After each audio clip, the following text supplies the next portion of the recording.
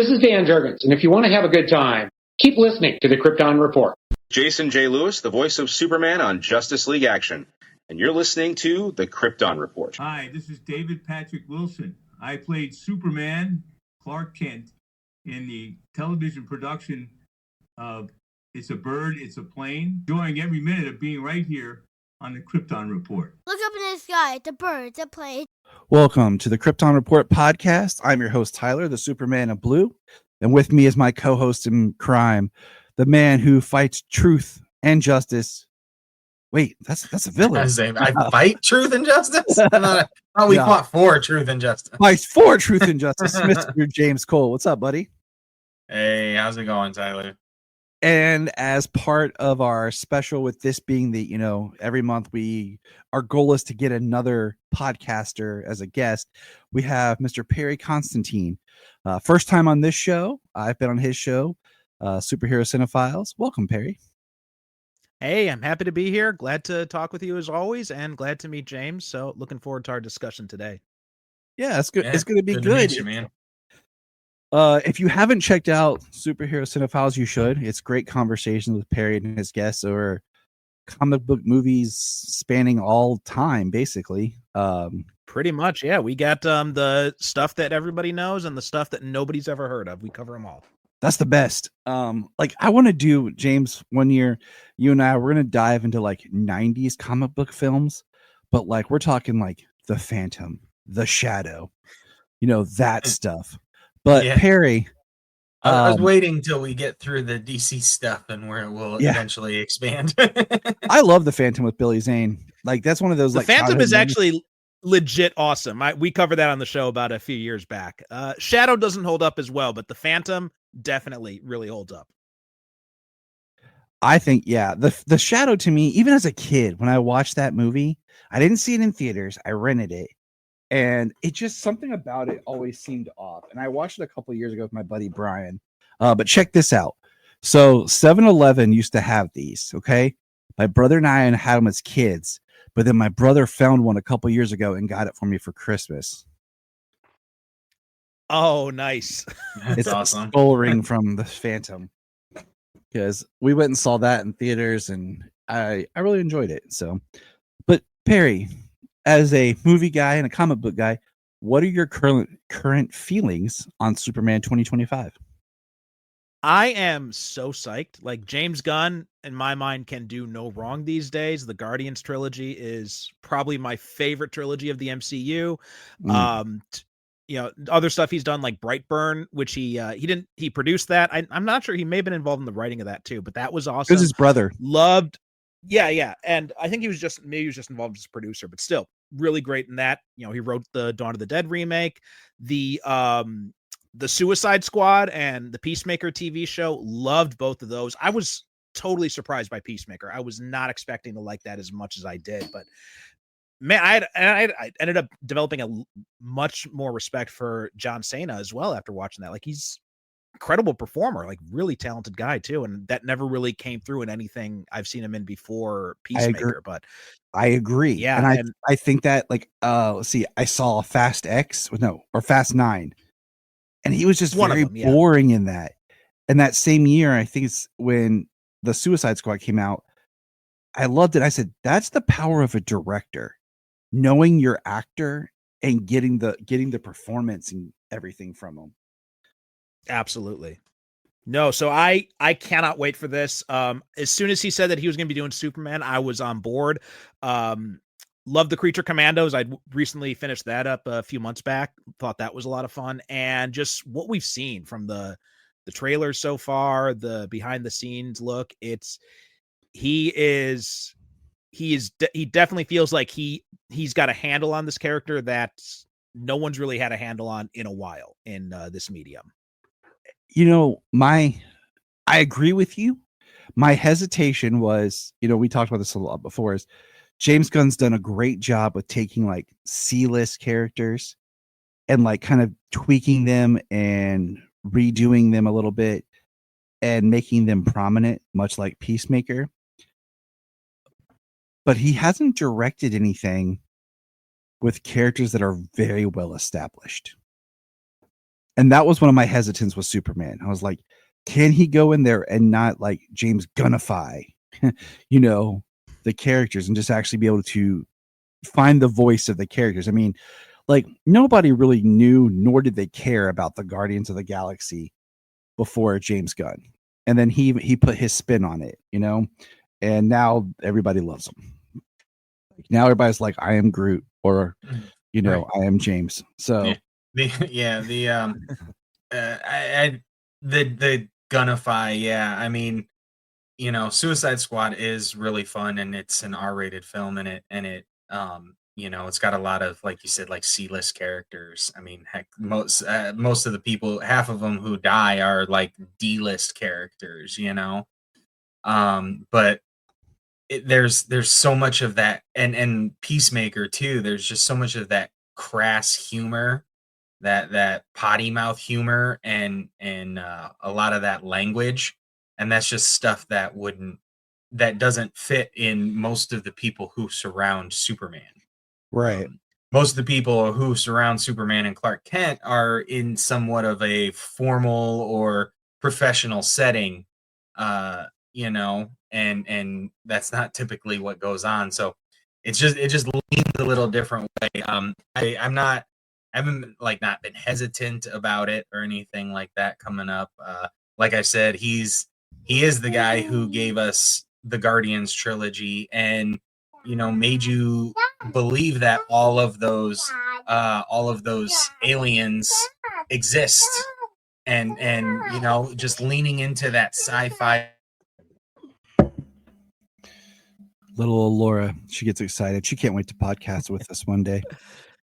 I got when my kids are here, it's the same way. Fortunately, they are out for the moment. My son might be back soon though, so it's all good. He'll probably be charging it at some point. This is a family podcast. That's what we try to keep it at, because as you notice, my daughter came down. She'll probably come down again.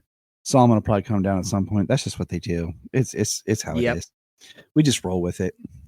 My idea for the podcast is always like, it feels like you're hanging out with your friends, and like you're just in the other room, like refilling snacks. So it's like you hear everything, you hear the conversation, you feel the tension of the kids bothering them, and you're like just filling up the chips. Like, I'm getting some more chips. Yeah. Try getting a 3-year-old to stop. Yeah. My son's almost 3, my daughter's 4, so I know what that's like. Right. Now, I want to say one thing, James. Did I do my rant? I made notes about it, but I don't remember if I actually said it. That's how crazy my brain has been. Did I make a rant about directors who work with the same, like, production people? Yeah, I believe you said something about that a couple of recordings ago, just how I thought he's brought over a lot of the same people that he's worked with on a lot of the, because people are complaining about the cinematography. Oh, it looks like Guardians. The costumes looks like Guardians. Well, he's bringing his same costumer, he's bringing his same cinematographer he's worked with on previous films, and it's the crew that he works with that he's comfortable with.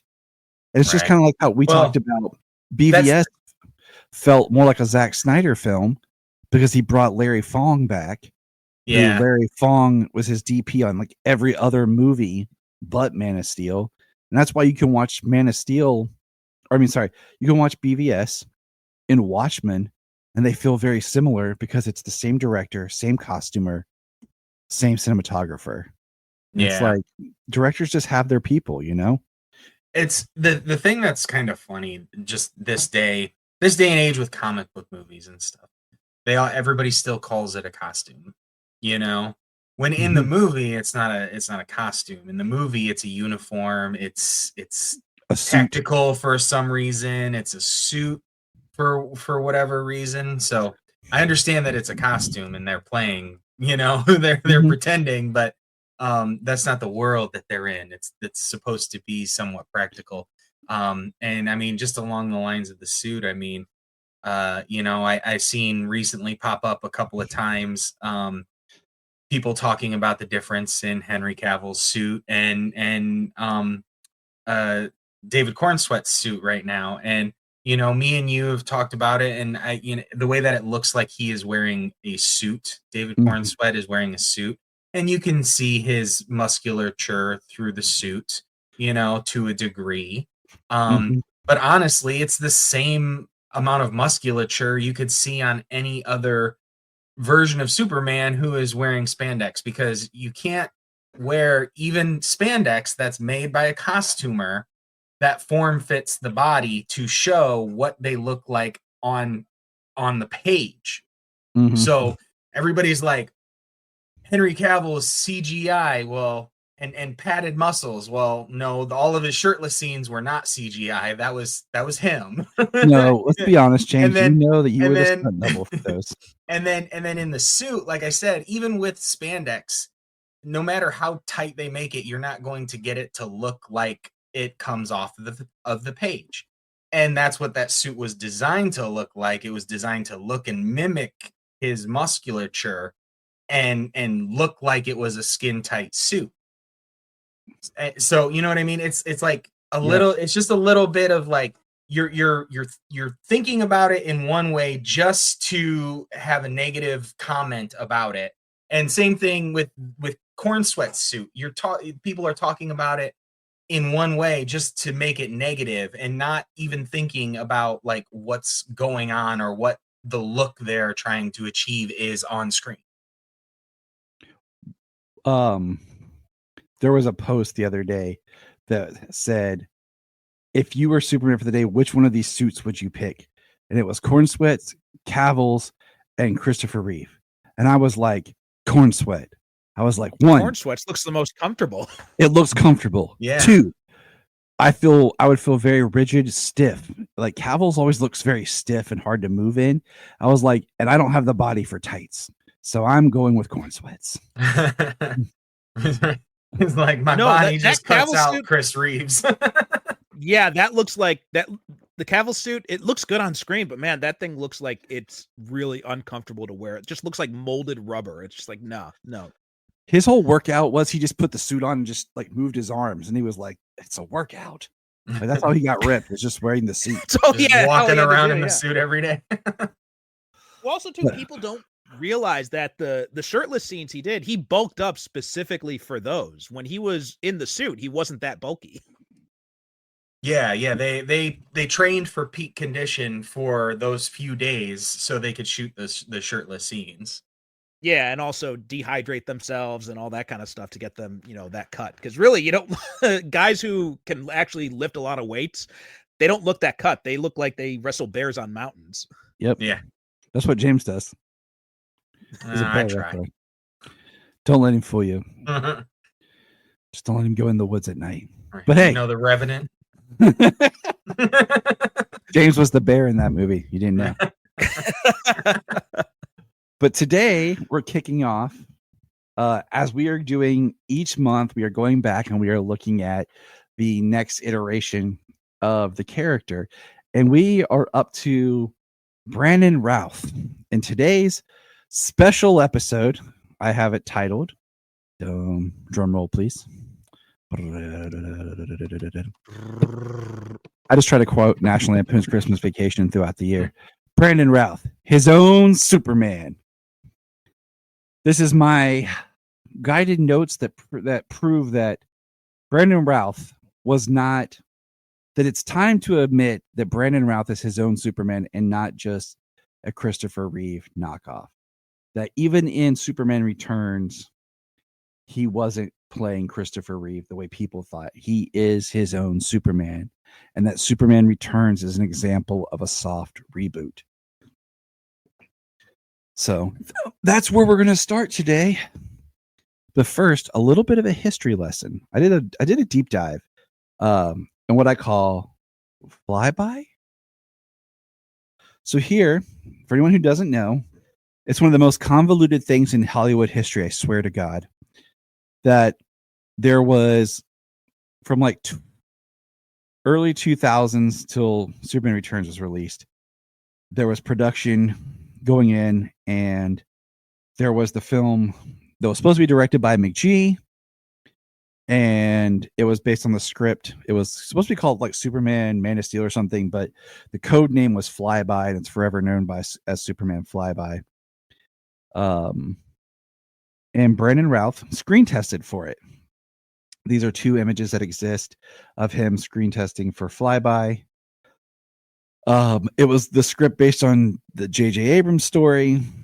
And basically what was happening is at this time, and it's so confusing. Like, I found a really great documentary, like fan-made documentary on it that I listened to the other day of just all the changing of like directors from McGee to it was McGee, Brett Ratner, and then Bryan Singer. And it's like they just kept changing things over. And they were going to go film in Australia.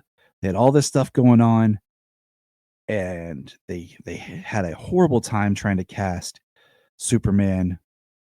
And it wasn't till like McGee dropped out, the film was going to fall into disarray. And by that time, they'd already had a conversation with Bryan Singer, and he stepped in with a new script. And then he cast Brandon Routh. And then they continued to make Superman Returns. So, any just kind of thoughts from either of you about Flyby? I don't know a whole lot about Flyby, just some of the stuff we've talked about. And, you know, I think I've seen like this image on the left that you've got. But the image on the right, I kind of like that suit from the angle, the coloring, the symbol. Not too bad. Yeah, I was gonna say the same thing. I'm like, why didn't they use that suit? That suit looks tight. Well, we'll talk about that a little bit because, and that's where we go. We'll talk about that as we dive in. But I'm just gonna say this: we're not done with Flyby yet, but we are for today. Was Flyby the one with the Kryptonian kung fu and like Lex Luthor was like a CIA agent who was a secret Kryptonian and all that stuff? Yes. Yeah, I'm glad we missed that. So my biggest hate on that script was the fact that Krypton didn't blow up, and it was a battle between King Jor-El and his brother, and his brother was basically overthrowing his brother Jor-El's kingdom, and they sent Prince Kal-El off to Earth. And yeah, I'm like, no, I don't like them being royalty. X that completely out. The whole point of the story is Krypton has to be destroyed, or you just lose part of the beauty of the story. So, but here we go, guys. Brandon Routh. There's his Superman. There's his Clark. Now, let's go back to this time. Perry, how is your feelings towards this? Like, how did you first learn about this movie? How are you feeling? Your hype, everything. I was totally psyched for this film. I love the Christopher Reeve movies, and the fact that Singer was going back to the Christopher Reeve films, and this actually, because of this movie too, we were able to finally get the Donner cut of Superman 2 as well, was an added bonus to that. And you know, I love the two X-Men films he did, right? He did X-Men, he did X2. I'm a huge X-Men fan, and I love both of those movies. So I was totally, even though, you know, this meant he wasn't doing X-Men 3, which was a bummer, I was totally on board for his Superman. And yeah, I was following the news pretty closely as stuff was coming out. So I remember seeing this promo pic, and the costume didn't excite me the most, right? I think, even now looking at it now, I still think there are some issues with it. The trunks are too slim.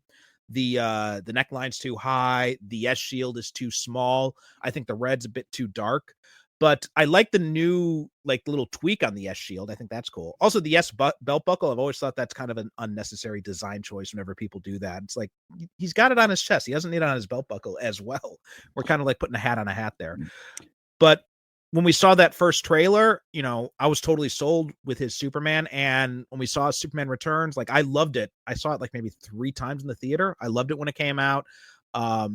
Over time, my opinions cooled on it a little bit. You know, a lot of the flaws kind of come out a lot more, but his Superman is definitely not one of them. Like, I thought he was completely on point in this. And of all the actors who've played Superman, none of them was robbed more than Brandon Routh. I agree. He did get robbed. So when they first announced this, I remember seeing the poster and being super excited. And then I remember seeing the teaser trailer, that first one that like opens up on the Kent farm. I think it was my brother and I did a double feature. We watched Walk the Line and then Harry Potter 4. And I think it played in front of both of those movies. And you know what? I didn't really have as much problems with the costume when I first saw it. Like, I just was excited to see Superman on the big screen because this was my first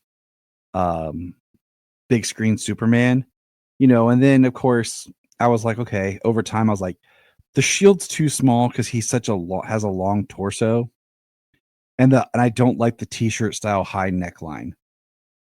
But I just remember being so psyched.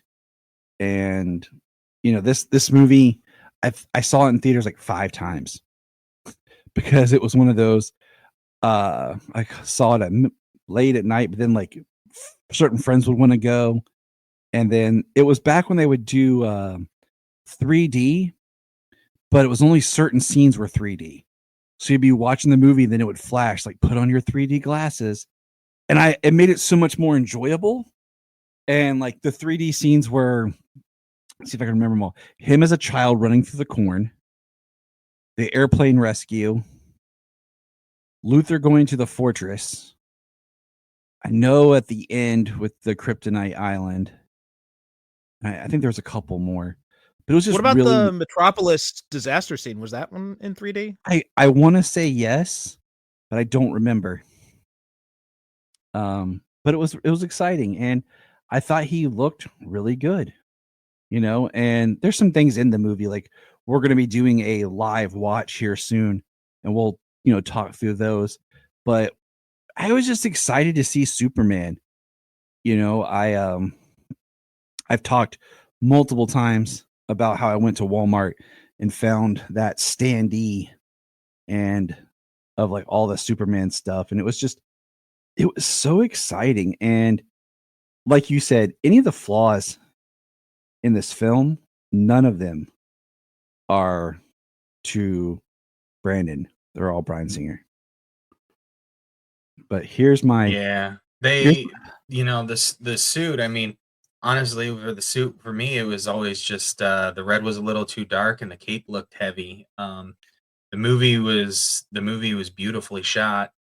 Brandon Routh, I loved it, and I mean, I was super excited to see Superman on the big screen because, I mean, me and you are the same age. I mean, we weren't old enough to see Superman on the big screen. None of those movies were on the big screen when we were kids. We didn't get a friggin' big screen Superman until 2006.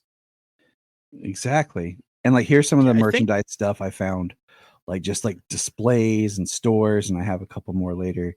But like the Burger King cups, the Slurpee cups, cereal. Like, I just really love the hype for this movie. I had the Superman. I should have worn my Superman Return shirt. Damn it! I didn't think about it. I just grabbed one. I used to have one, but it's got fit. I think it got torn a while back, so unfortunately I don't have it anymore. But yeah, I had one. I wore it a lot. Loved that thing. I had one from Hot Topic, and it was the softest, most favorite Superman shirt I ever had. And my ex fiance took it. I hope she burns in Hades for that. But it just like I don't have it on me, but I bought the belt buckle for this movie. It was my favorite belt buckle, and I wore it till it broke. And then I found another one that was used, and I bought because I love the belt buckle because this movie holds a special place in my heart for my Superman fandom. It just came around at the right time in my life when I needed this Superman movie. So even with its flaws, it holds such a special place in my heart. And I like the 3DS on the costume compared to just kind of feeling like it's, we have examples of it feeling like it's sewn on like a patch. Then we have examples where it feels like it's just screen printed.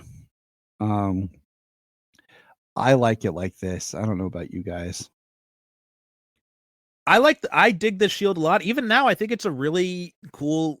It's like a slight modernization on the classic symbol, and it works for it works for this movie, I think. And even still, I think I kind of dig the design of it. Now, what did you think of his Clark styling and just his Clark all around?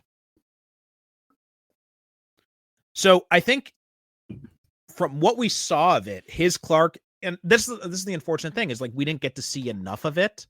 But what we did see of it, I really liked, because I got some problems with some of the other versions of Clark Kent that we've seen. I think Christopher Reeve, love his Superman, but his Clark is a little bit too over the top. And I feel like the whole point of Clark Kent is he is supposed to be this guy who makes it easy for Superman to hide among the Metropolis, what I call Metropolis Clark identity, is it's supposed to make it easy for him to hide in, but it's kind of hard to hide when you are constantly bumping into things and you're tripping over yourself all the time.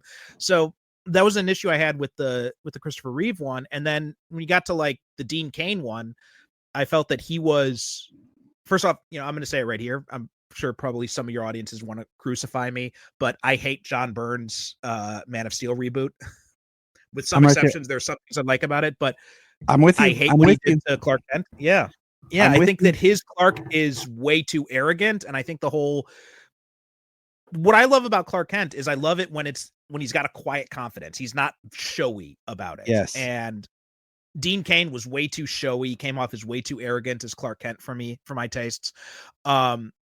And then you have, Henry Cavill, didn't really have much of an opportunity, but there was not really much to his Clark Kent performance. Tyler Hoechlin kind of grew into it, and he had kind of this, which I do love Tyler Hoechlin's Clark Kent now, where it's kind of like the ultimate nerdy dad. So I love that part Clark, of it. You got to juggle, because so much of the Clark that we get is with people that know both sides, and he doesn't have to play it as hard when he's in Smallville than when he's like in Metropolis, and then we get the flashbacks of him in Metropolis. So you gotta kind of roll with like who he's around with his Clark. Right. Yeah. So, but I think Brandon Routh is kind of what I think Clark Kent should be. He's the guy that you never know is there, right? He's like the ultimate wallflower. And I think that's the perfect trait for an investigative reporter, because that famous scene from The Wire where Stringer Bell, he sees the guy writing down, he's like, "Are you taking notes on a criminal conspiracy?" And he tears the paper out and he throws it away. I could imagine Brandon Routh's Clark Kent standing in the background there and then going over to the trash can and picking it out. Yeah, I mean, that is the wallflower is the perfect, because like there's certain scenes that he falls in the background, you don't know he's there, you kind of dismiss him, he doesn't really stand out too much. But I love his costuming for his Clark, because I love the tones, like the earth tones for Clark. So now this is part of my argument here. Okay, look at the suit. Look at boom. Not the same suit. Not even the same glasses and style. Okay, this is part of my argument that Brandon Routh is doing his own thing. Okay, now here we have There's Jimmy. a stylishness to his. I never noticed this before, but he's a pretty stylish guy as Clark Kent. He is. He has a nice suit, like his 3-piece suit. So talk about Jimmy Olsen. Either of you, go. So I thought Sam Huntington was another one of those things that I thought was a fun addition to this movie. I thought I really liked his Jimmy. Sometimes maybe a little bit too over exuberant with Clark's return, with like the cake and all that. But overall, I thought I really liked his take on the character. So yeah, I dug his Jimmy. As of right now, I think he's the best Jimmy Olsen. I think it's between him and Jack from The Adventures of Superman. And I say that as of right now. Without seeing like Skylar from the new one. I mean, I do. I like Jimmy Olsen in this movie. You know, I I love the actor as well. I mean, Fanboys and Being Human and Detroit Rock City, and of course his. It was. I did think that he was a little bit hyper. It did lend itself to that idea that he is this young photographer, but also if he's been gone for the last couple of years, like he might have matured a little bit more, not like he's this cub photographer intern anymore. But that's just that's a writing choice, I feel. Direction choice. But Sam Huntington is not Mark McClure. He's not playing Mark McClure. Okay. Now, I want you to visualize real quick. Outside the Daily Planet right here with Brandon Routh. Okay. Outside the Daily Planet in the Christopher Reeve films. Not the same. Top of the Daily Planet right here. Top of the Daily Planet right here. Not the same. Now, Perry White, I think, is a tricky character to get. Because I think in today's modern world, we've been saturated with J. Jonah Jameson so much that it's almost like hard to not make Perry like that. But Jackie Cooper was always my favorite Perry. And Frank Langella, I think, is a very weak Perry White. Almost very forgettable. There's not really anything to his performance. Frank Langella is not playing Jackie Cooper. Okay? No, not at all. Yeah, he's very subdued as Perry White.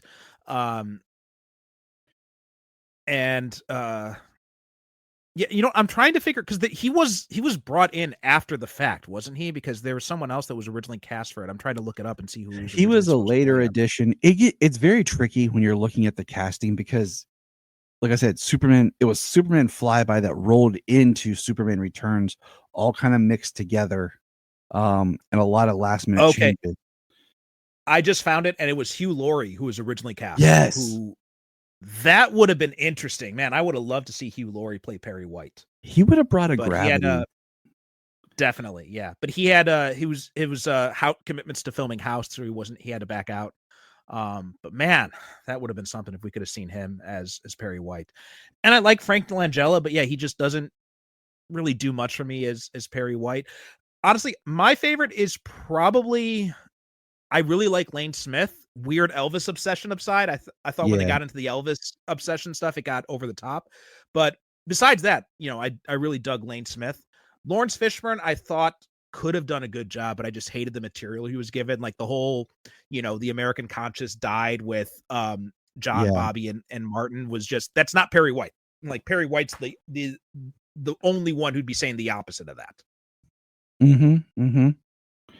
Yeah. It was just, like I said, Frank Langella to me was just kind of a very bland. Now we're going to get into Lois Lane. Kate Bosworth.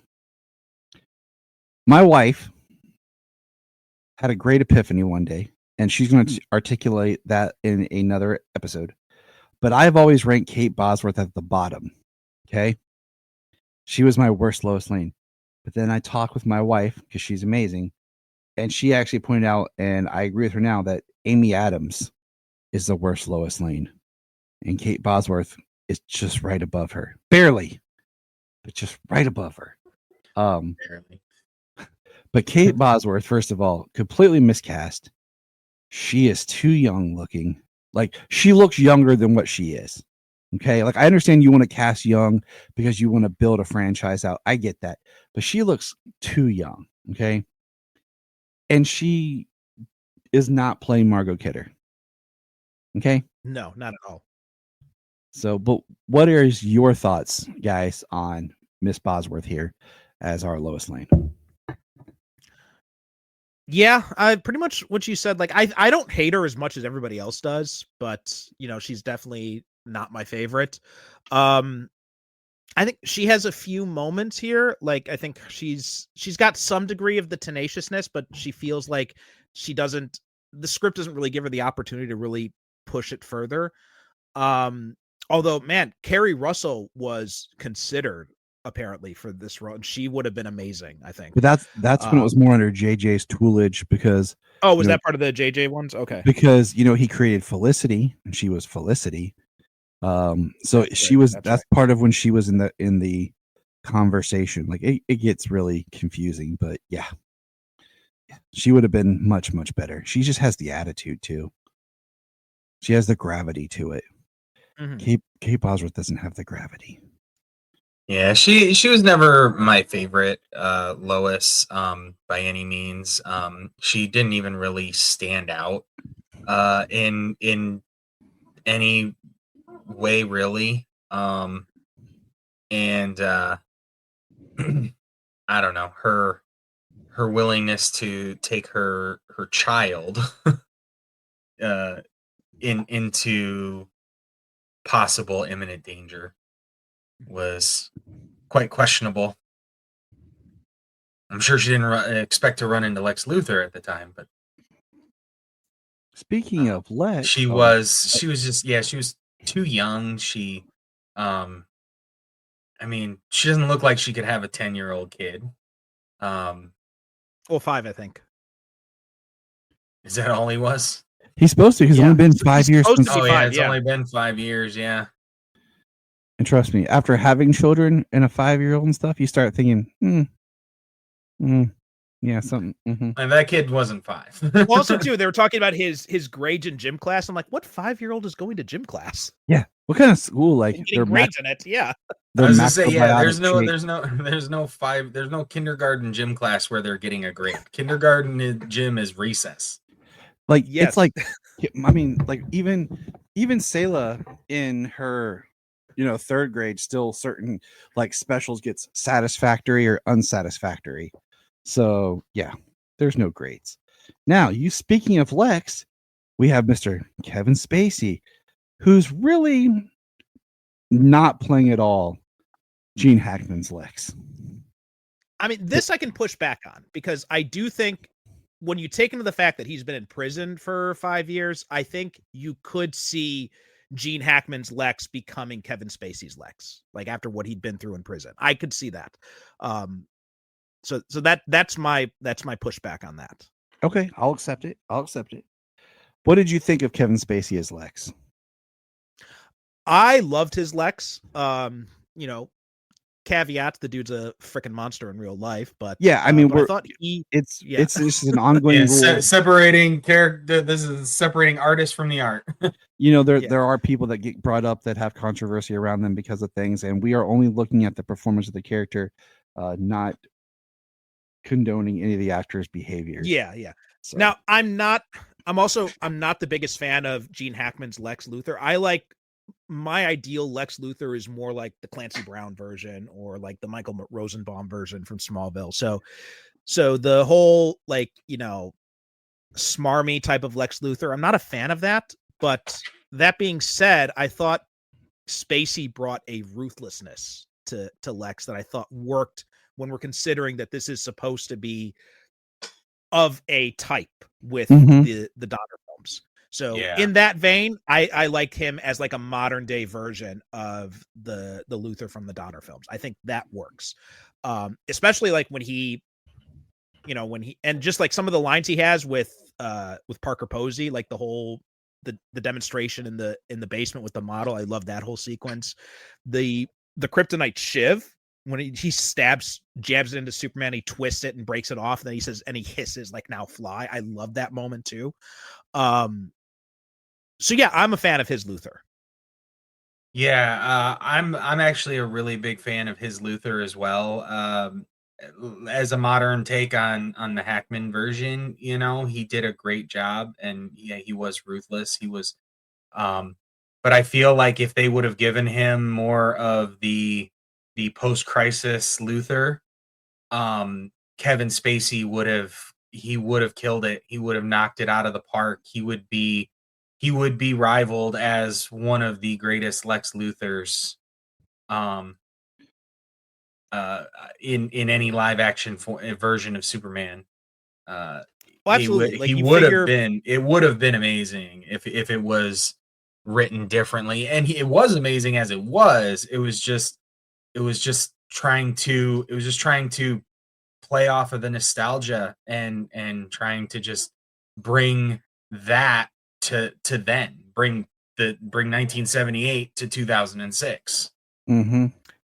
Picture the bald Lex Luthor with Kevin Spacey doing Frank Underwood, but with no Southern accent, and would have been perfect. Okay.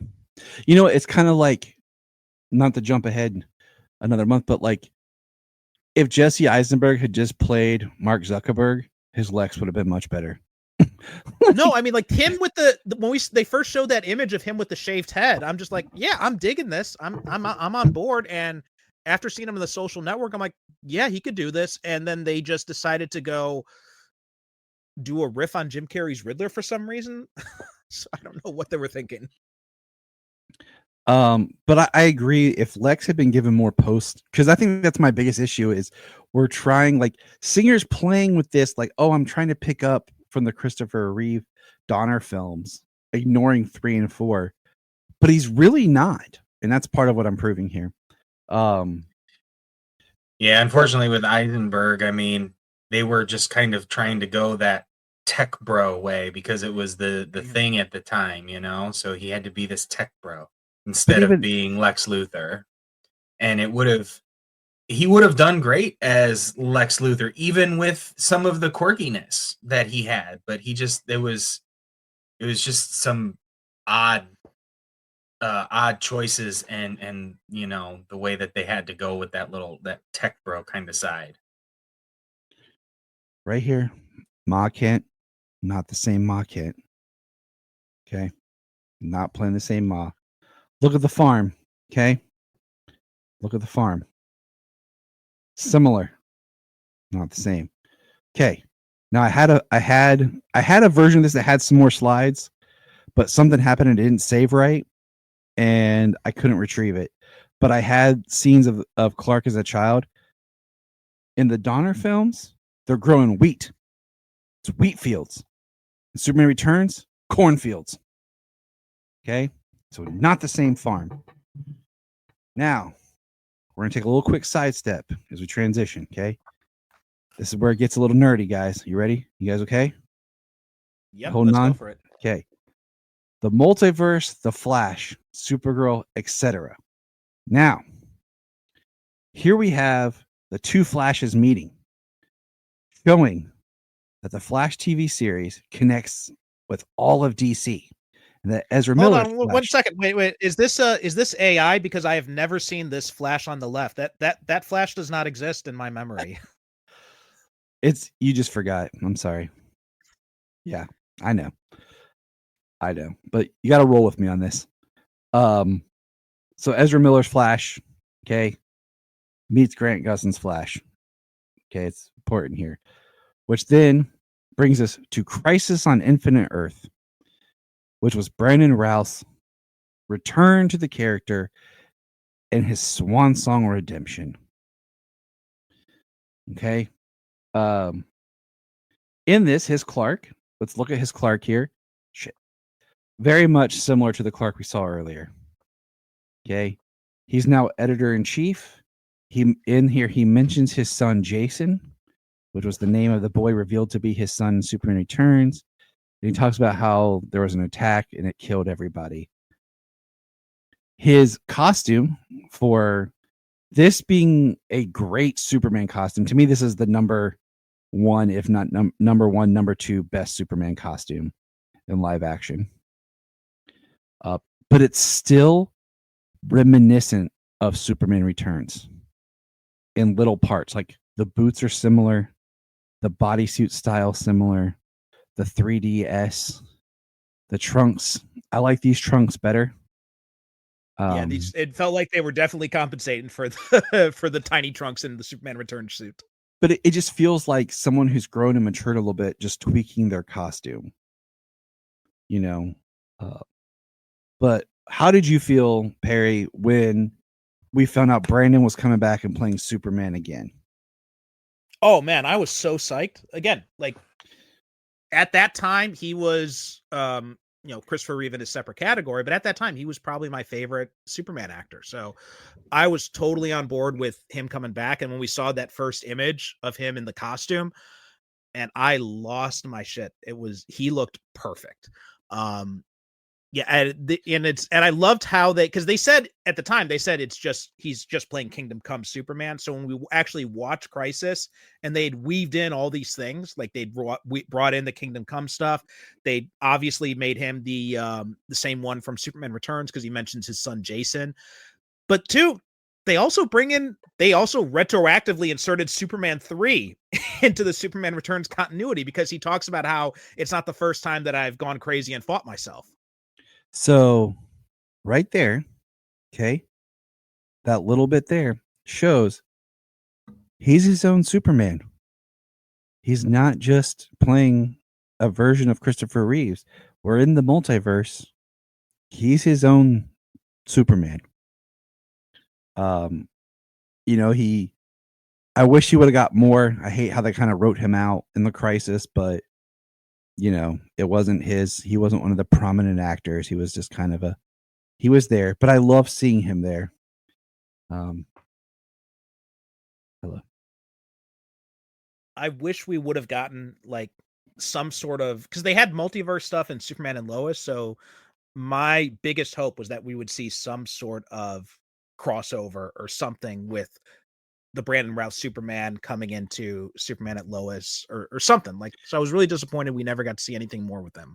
It would, I mean, where they ended up going with Superman and Lois being on its own Earth, because that brings us to the next slide where we have the post-crisis universe rebuild that the Oliver Queen Spectre rebuilds.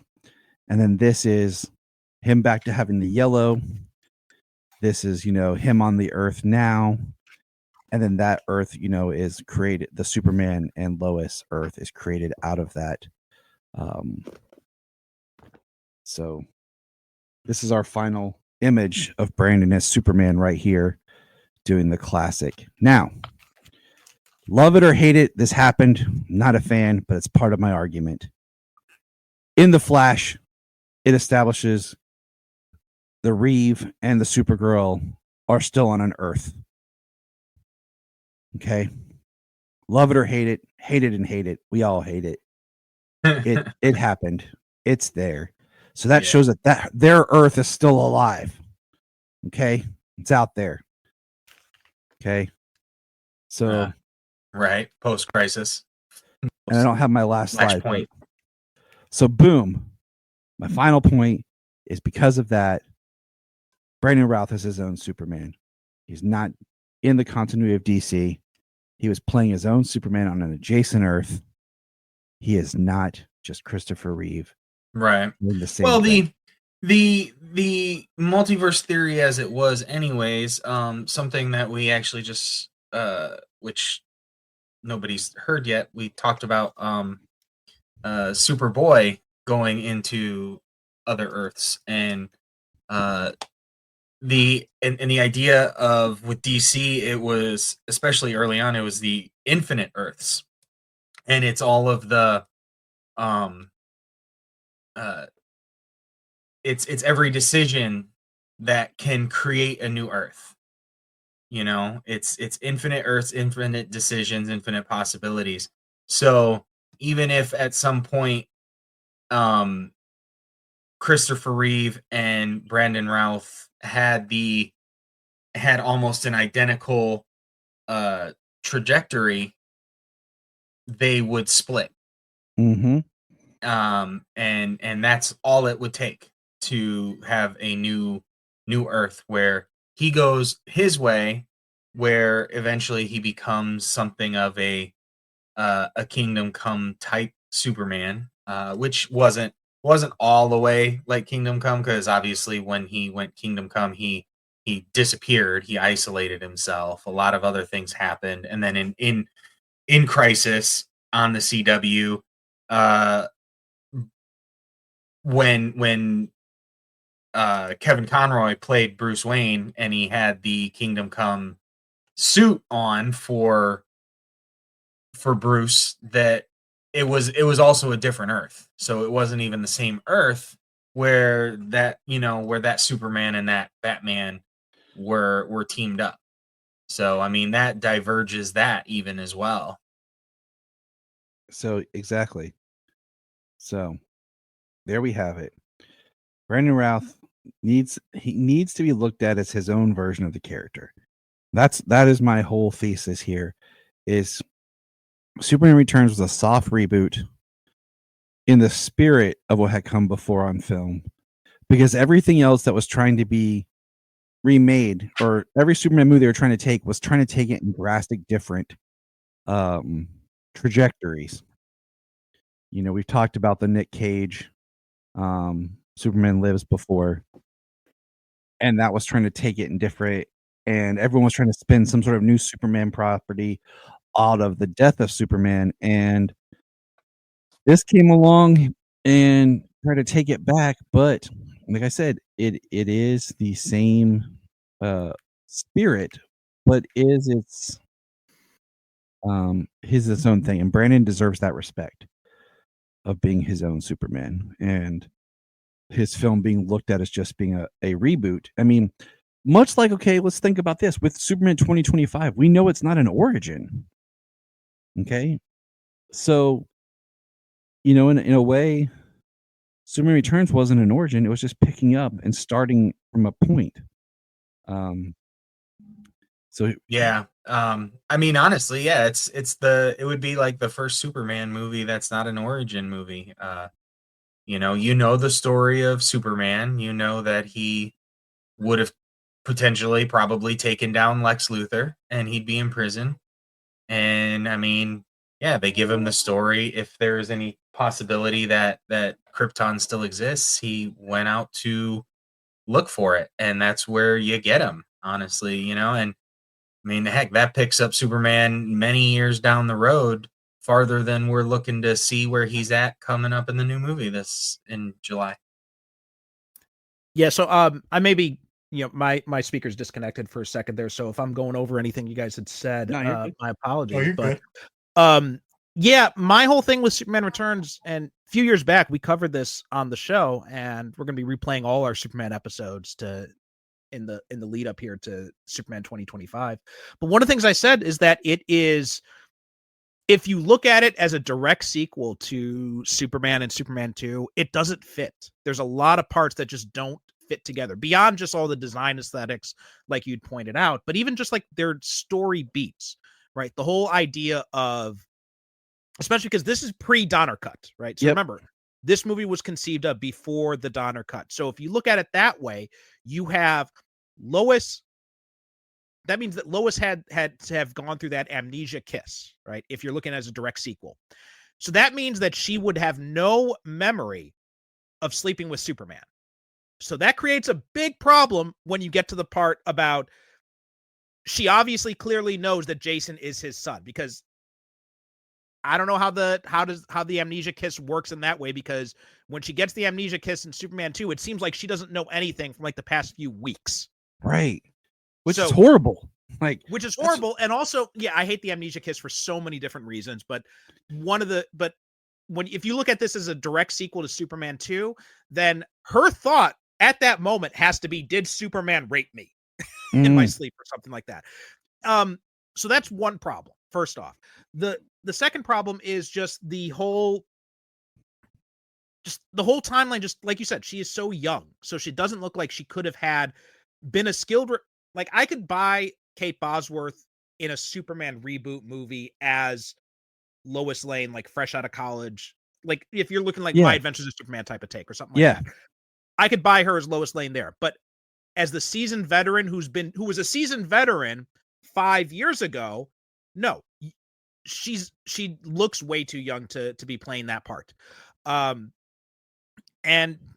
just so many things just don't fit together. Mostly having to do with the kid stuff, especially because, you know, Richard is under the belief that Jason is his biological son, right? That seems to be the key that we're given there. Now, That seems to be what he's operating on. So that means that she would have had to have, as soon as Superman left, she would have had to have met Jason, started dating him, and basically have been in a situation where they've conceived a child right off the bat for this timeline to make sense. So the timeline just does not work. So for this, so yeah, I've never looked at this as a direct sequel to Superman 2 and Superman and Superman 2. Instead, I've looked at Superman and Superman 2 as kind of being a loose connection point. Like similar events happened in this universe that happened in the Donner films, but it's not a direct one-to-one continuation. and which is weird because that seemed to be what, for all of what Singer had talked about he wanted to do like that, he didn't do it. You know, like he didn't. And now I do not remember where in the process that, because originally Jason was supposed to be Richard's son. In most of the drafts of it, he was Richard's son. But then somewhere they decided, now we'll just make it Superman's son. And I think it would have been better if it had just been left as being Richard's son. And just, I think that would have been a much more stronger way to go with the story. Because you're reintroducing absolutely. Because, you know, even if you're looking at things, Lois never really liked Clark. Like, even Margot Kidder's Lois, she never really took Clark serious and never really liked Clark.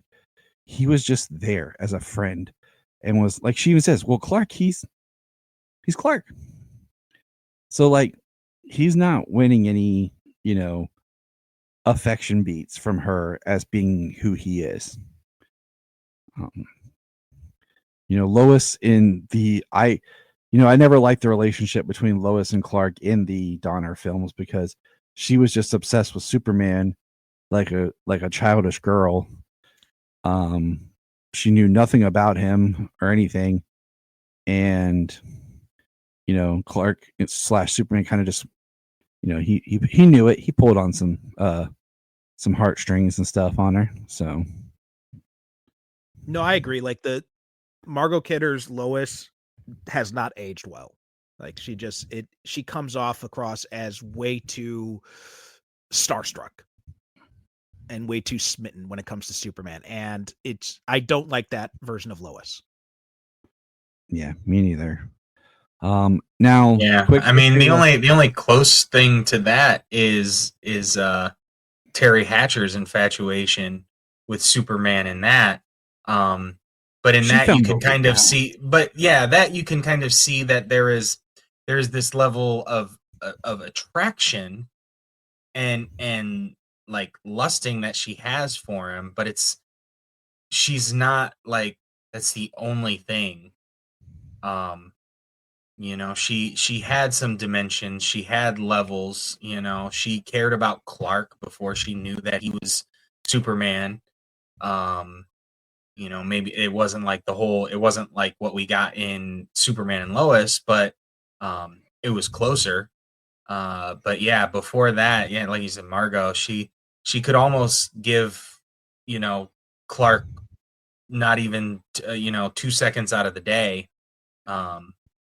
But as soon as if he would stand up straight and take off his glasses like he did before he slouched back down in the first movie, if he'd have done that, she'd have just been like, Clark who? You know? Yeah. And yeah, it doesn't age very well. Now, Brandon was Superman until he wasn't. Superman Returns, it did well at the box office, but it didn't do what they wanted it to do, which is a shame because, one, the movie was criticized for having no real action villain. They tried to bring back like Luthor, still trying to do land scheme plots, and you know, it really didn't give Superman an adversary that modern audiences and film would want to see. And, you know, much like X-Men, Bryan Singer had said, well, that'll be the sequel, you know, and Bryan Singer is not an action director. Okay. So that needs to be made apparent. But yeah, even X2 being so much better than the first one, the action is not like the biggest or the best compelling part of the movie. You know, Brandon Routh was Superman up until was it 2010? I think is when they officially said, because the sequel for Superman was going to use like Man of Steel. It was going to have that was a new title, terminology in it. I think one thing was supposed to be that the crater he threw into space takes orbit and starts growing new Krypton. Was one of the storylines that was tossed around as an idea. But you know, they were working on the sequel, but it just, one of the negatives that went towards the film was they had spent so much money on the stop, start, go for the other Superman projects that they pushed that money into like the numbers of this budget, wanting this film to do enough to recoup all that. So it ballooned this film's budget past what was actually spent on making the film. And that hindered it. And so it was, I believe it was in 2010 when they officially announced that they were going to do a new reboot. And it looks like Singer's contract expired in 2009. Okay. And then Singer. Okay, so yeah, it's roughly around there. So yeah, something around there. It's kind of muddled here in the Wikipedia, but yeah, around 2009 is when his oh, sorry, that was Routh's contract expired. Routh's contract for a sequel expired in 2009, and then Singer dropped out of the sequel to direct Jack the Giant Slayer. And then at that point, they'd kind of decided to pivot and to do the reboot. So Man of Steel was officially announced August 4th, 2011. So that was the official, this is where we're going. We are completely rebooting it. And that's when, you know, really Brandon was Superman no more. And also too, like there's some weird things, not only the fact that they folded in all the development hell budget into the cost of this movie, but they had spent their money in some really weird ways in this movie too. Like they had like these tiny little, like this, they had like these tiny little, the S shield is like incorporated to so many different parts of the costume, like even like on the soles of the boots and all that. It's like, nobody is seeing that stuff. We don't have to go to that level of detail for this. I think they also had they had commissioned like all these different newspaper articles for the newsroom headlines too. And it's just like, this is, at some point you are just literally burning money here. You don't need to put all this stuff into it. It's like so another podcast I host is about Japanese movies, and we talked about the film Redbeard that was directed by Kurosawa.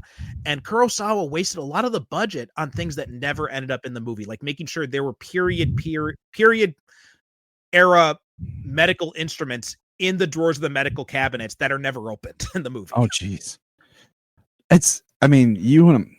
Next year we'll talk about a movie that just peed on its budget. But you were saying, like, I read something, or I was listening to something. They're talking about his costume, like Brandon Routh, and how like the fabric it was difficult, like to move, or it was something. And I was like, then why are you making the costume out of this? Why is the suit being made? They had, and how many different suits they had to make, hundreds of these suits that cost, you know, high volumes of dollars. And I'm like, then you're obviously making the suit wrong. Mm-hmm. And then, you know, what's crazy is in some points of the film, he wore contacts. They try to make his eyes blue, or they try to touch him up. And then like, there's some shots they just didn't do it. Like even here, like this scene is him as Clark. His eyes are a little bit different colored than him over here as Superman. And there's shots in the movie that are prevalent. But his hair, his spit curl was a hairpiece. Like if you watch the making of, you can see where they had those hair pieces to attach and put in. Um, Why wouldn't you just use wax or Yeah. product, you know? That is not necessary. so, it's like you said, they wasted money in weird ways instead of being conservative. I mean, so they filmed in Australia, and they filmed in Australia because it was a lot cheaper. Okay. This is before everything was filmed in Georgia. And that was one of the reasons why McGee dropped out and all this. But this land where they actually harvested and grew corn. Like it was just a field of nothing. And they actually grew corn to make the cornfields and everything. And I'm like, I'm looking around my front yard and walking around Ohio, like you could literally just come here and film. Yeah, how could that be? How could it be? I don't understand how it's cheaper to film in Australia and grow corn than it is to just do it at an actual cornfield in Ohio or in Illinois or anywhere in the Midwest. It does not make any sense. I mean, that's why they filmed in Iowa for Man of Steel, Hey man, that's America for you for the last 60 plus years. I just feel like, there was I mean, I know that it, like if you didn't tell me it was filmed in Australia, I wouldn't really know by looking at it, but there is a different feel towards like the outdoor scenes and stuff like that than there is like in other films. So all in all, like you said, I think Brandon Routh was a great Superman. I've had the pleasure of meeting him once before. I think he's my favorite Superman actor in the sense that I feel like he still embodies the role and always has a certain sparkle in his eye about it. And you see him pop up on discussions and everything more than a lot of other actors who've played the role and the character. And I think it's always a blessing to see just his love for it, even after all this time. And even after being cheated out of a sequel and kind of being disregarded, Almost forced out over at the CW is from what it kind of sounded like there towards the end when him and his wife were leaving. Yeah, well, I mean the CW was going downhill, but I love that he got to come back in Crisis and kind of give a, hey guys, this is how I am kind of swan song to his Superman. And I wish, James and I, like Perry, I don't know if you ever watched Titans. Oh yeah. Like when they introduced Superman, like that he was there in the last season stuff, James and I both wish that they would have just brought Brandon Routh in instead of stunt casting like a pair of boots on Titans. In the scene where Superman's teaching Superboy to fly, we both wish they had just brought Brandon Routh in for an episode and he had been the Superman to Superboy. We both had thrown out when they brought in Naomi when they were doing that show, and in the first episode you see like Superman, which was just like a blur. We're like, well, maybe they could use Brandon Routh again. Like, we both had really hoped that they would find ways with all these DC properties that were kicking around and teasing Superman that there'd be another chance for Brandon to really, do the character. And and that was at the time where they didn't want to have all these different versions, and you can have this the Yeah, even so. Wait, we lost him there, so I'll jump in while he's getting. Maybe you froze. But yeah, I had the same thought. Like, when they were doing the Flash, that. I mean, nothing would have saved that movie, but yeah, you would have me come and direct it. I would have come and directed it for free. Yeah, Jesus Christ, I would have written it for free too.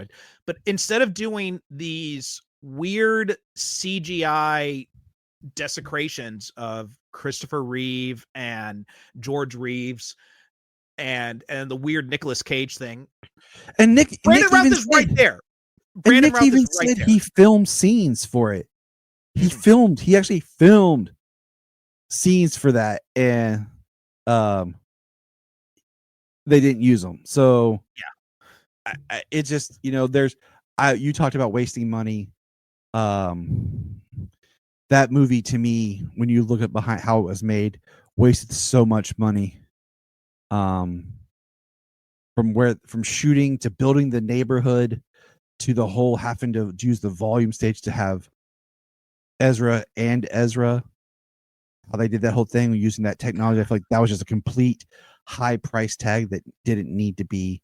But no, back to what you said. Yeah, when you're doing the multiverse, Brandon could have been the Superman that pops up and things, connecting the multiverse and bringing them in, and it would have been something special to see. And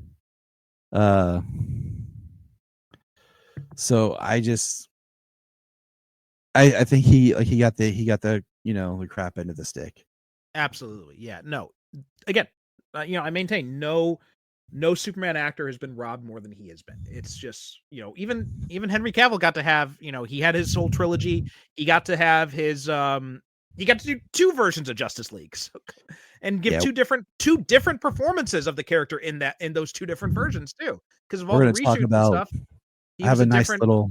Yeah, he was a different kind of Superman in the Whedon cut than he was in the Snyder cut. So he got to do his classic Superman. Even like Routh never really got that chance, because in Superman Returns, although he tried, you can see him trying to kind of do his own thing, but you can also feel the hand of Singer pulling him back and saying, "No, make it more like Chris. Make it more like Chris." It makes me wonder if we could just go in and recut that entire movie with other takes. That maybe Brandon brought something, like, okay, Brandon, do a take, like how you would do it. All right, now just give me a take of how Chris would do it. And, Singer always chose that. Mm-hmm. Like, it would be awesome to be able to go and like see if there's alternate takes that are more him putting his own spin on it. But we will next month, everybody, we will be doing our our discussion on the Cavill era, and I will end with an interesting. Perry was touching on it, how, in some ways, Superman Returns and Man of Steel are intertwined in a battle, and I'll explain that more next month. Mm-hmm. But I just feel that, for everything that's wrong with Superman Returns, story-wise and stuff like that, none of it falls to Brandon. He is great in that movie. I do enjoy it for him. I haven't watched it in a while. I've had the itch to watch it, but I've been holding off for our upcoming live watch because I really wanted to bring as much kind of fresh, haven't seen it in a few years, perspective to that. And that's coming up here soon. So, final thoughts, Perry. You go first, then James. I think we said it all. Yeah, like he was robbed. I still would love to see him get a chance to play Superman again, some way, somehow. And so, hopefully, we can see something happen. And because obviously they're probably going to have some multiverse stuff, given James Gunn's obvious affinity for the Silver Age stuff. So maybe we can see him pop up again at some point in the future. Maybe eventually we will get a Crisis on Infinite Earths and he can play like the Earth 2 Superman or something. I don't know. He'd be old enough by then for sure. And I'm just at the point where I want my Superman to step back into the light and be like that hopeful icon, not as much the beaten down by everyone around them. So James, final thoughts on the era, anything to do with the Brandon Routh era, your excitement of, the Burger King, your excitement of just seeing Superman back. Right. The summer of 2006 was one of the best summers of my life. For different reasons, but Superman being one of them that summer. Yeah. I mean, like I said, it was the first time I got to see Superman on the big screen. I was really excited for it. I had the first time. Was I muted? Could you hear me? No, you're good. You're good. We can hear you. Okay. So it froze. I clicked my headphones, make sure. So,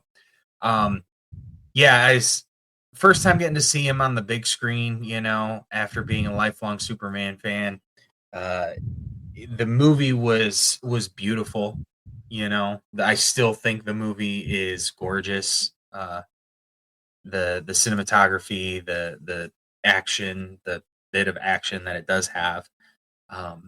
You know, I think Brandon Routh did a very good job. I thought his Clark was good. He wasn't like bumbling. Mhm. And you know, his Superman was he had such a genuine characterization, a genuine portrayal, you know, of just this quiet confidence and goodness in the character. So, you know, I have an affinity for Superman Returns. You know, it has, you know, kind of soured, a little cooled, not soured, um, over the years, but I could still put it in and watch it anytime. And was really excited when he came back for Crisis. I wish they had done more, but you know, it was Supergirl's run to be in front. It was Supergirl's turn to be in front, and they did have Tyler coming up as Superman adjacent to her. So, you know, he wasn't going to be like a big person. He wasn't going to be coming out and taking the role of Superman away. Uh, I would definitely want to see him play some sort of portrayal again if there was a right fit for it. I I like Brandon Routh as Clark, as Superman. You know, as you did say, I mean, he did get shortchanged more than anybody. You know, no matter how badly Henry Cavill got screwed in the last couple of years, or the last handful of years, or damn near his entire time playing the character, because of Warner Brothers and their knee-jerk reaction at every single reaction. um, he still got years and multiple films to play the character in different way, you know, in and build him up, whereas Brandon did not. Yep. That's a great place to put it. Perry, thanks for joining us. Go ahead and plug your shows. Let people know where they can find you. So yeah, the things that be interesting to most of your listeners are the Superhero Cinephiles podcast, superherocinephiles.com. It's also superherocinephiles.com on Blue Sky. Tyler's been on twice now, I believe. Yep. And we're going to be replaying some of his episodes. We're going to be doing in the lead up to Summer Superman, because I'm going to be busy with day job stuff.